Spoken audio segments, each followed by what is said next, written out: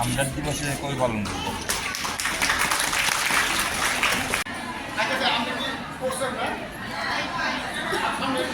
আচ্ছা, তারপর রয়েছেন জুনিয়র মিউজিক্যাল ইন্সট্রাক্টর পুলিশ প্রশাসনের কাজকে আরো অগ্রগতির দিকে নিয়ে যাওয়ার জন্য তাদের এই সম্মান শম্পা চৌধুরী, ডেভিড মাহবুবেন, পারমিতা দেববর্মা কনস্টেবল এবং শ্রীমতী নাজমা আক্তার কনস্টেবল, ওনাদের হাতে এই সম্মান তুলে দিচ্ছি। তারপর ভারতী কদলী, আমিনা বেগম, চর্চাকে আরো উন্নত করার লক্ষ্যে যেভাবে এগিয়ে আসছে। জানেন, আশা করি আদরণীয় প্রধানমন্ত্রী নরেন্দ্র মোদীজির নেতৃত্বে আমাদের নারীদের ক্ষমতাকে, নারীদের ক্ষমতায়ন প্রতিষ্ঠা করা, অধিকারকে সুরক্ষিত করার জন্য গ্রাম সভা থেকে লোকসভা, গ্রাম সংসদ থেকে সংসদ ভবন অবধি আমাদের মহিলারা, মায়েরা যেন প্রতিষ্ঠিত হতে পারে তার আইন উনি লাগু করেছেন। সুতরাং আমাদের মা বোনদেরও এগিয়ে আসতে হবে। আজকে আমরা যদি দেখি 33% রিজার্ভেশন, আমরা কিন্তু কোনো আন্দোলন করিনি। আমাদের সরকার মাননীয় মুখ্যমন্ত্রীর নেতৃত্বে এই 33% রিজার্ভেশন চাকরির ক্ষেত্রে বলুন, আমাদের বিধানসভাতে বলুন, সেখানে আমরা পাচ্ছি। আমাদের সরকার প্রতিষ্ঠা হওয়ার পরে আমাদের ত্রিপুরাতে প্রথম 10% আমাদের টিএসআর মহিলা বাহিনী, টিএসআর বাহিনী রিক্রুট করা হয়েছে।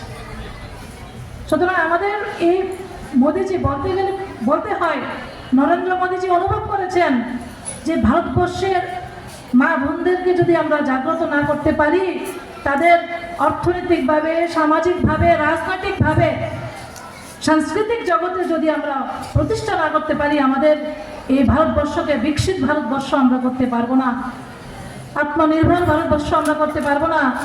যার জন্য আমাদের গ্রামীণ এলাকার মা বোনদের আত্মসামাজিক মান উন্নয়ন করার জন্য এই এসএইচজি গ্রুপের ফরমেশন। আজকে কোটি কোটি মা বোন এই এসএইচজি গ্রুপের সঙ্গে যুক্ত হচ্ছেন। Direct financially benefit, economically development, social development আমরা কিন্তু আজকে দেখতে পাচ্ছি। তাই আমরা বলবো আমাদের এই সমাজকে আরও সচেতন হতে হবে, আমাদেরকে সচেতন হতে হবে। আমাদের জেলা প্রশাসন, আমাদের এই জেলার সমস্ত ডিপার্টমেন্ট, সত্যি আমি বলতে চাই আমাদের যে সরকার, আমরা বলছি যে আমরা শাসন, প্রশাসন এবং জনগণ, জনার্দন আমরা সবাই একসঙ্গে হয়ে আমরা এই ত্রিপুরাকে শ্রেষ্ঠ ত্রিপুরা হিসাবে গড়ে তুলব, যেখানে প্রত্যেকটা অংশের মানুষের আত্মসামাজিক মান উন্নয়ন হবে, নারীরা সম্মান পাবে। সেই ত্রিপুরা আমরা গড়ার জন্য আমরা কাজ করছি, সেই ভারতবর্ষ গড়ার জন্য আমরা কাজ করছি। আমাদের মোদীজি, আমাদের প্রধানমন্ত্রী ডাক দিয়েছেন 2047 সালের মধ্যে আমাদের ভারতবর্ষকে বিকশিত ভারতবর্ষ হিসাবে আমরা গড়ে তুলতে চাই। সেটা একা সম্ভব নয়, প্রশাসনের পক্ষে সম্ভব নয়, আমরা যারা জনপ্রতিনিধি আছি আমাদের পক্ষে সম্ভব নয়, যতক্ষণ না আমরা সবাই একত্রিত হব। আমরা চাই আমাদের ভারতবর্ষ বিশ্বগুরু ছিল, বিশ্বগুরু থাকবে, এবং এই আমাদের ভারতবর্ষের একতা, অখণ্ডতা যেন আমরা সবসময় অক্ষুণ্ণ রাখতে পারি।